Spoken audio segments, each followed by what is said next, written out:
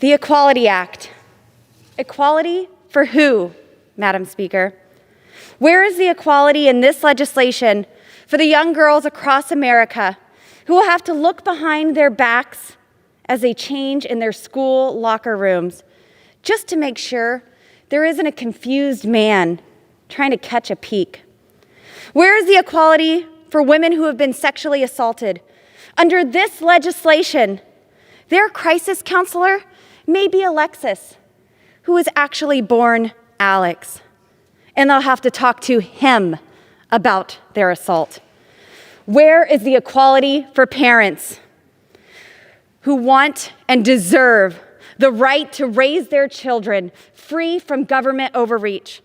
Under this proposal, Congress seeks to replace mom and dad with bureaucrats. This isn't hyperbole. In Ohio, a mom and dad had their child removed from their custody because they didn't allow their daughter to undergo gender transition. Removed from their custody. And so here we are. The left will lay down the rights and security of millions of Americans, particularly young women, at the altar of gender ideology. Following the lead of liberal indoctrination camps, also called colleges and universities, my colleagues on the left are committed to advancing this radical ideology. The rights and sovereignty of individual states be darned. So much for federalism. The power-hungry left will not slow down until every school, every church, every workplace, every state, and every community adheres to the left's definition of gender. You disagree? They'll fine you. They'll imprison you. Or, as we've seen, they'll even take your children. And let's make sure the American people know this is only the beginning.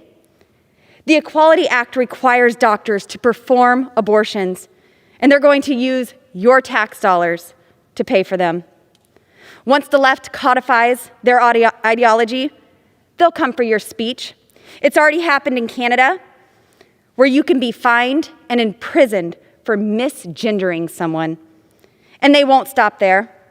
Nothing will ever satisfy the left until there is complete and total compliance. Madam Speaker, Scripture says, when speaking of those who have turned their back on God, who have traded the truth for a lie, professing to be wise, they became fools. I can think of no better description of the so-called Equality Act or Inequality Act than this. The utter foolishness, it's astounding.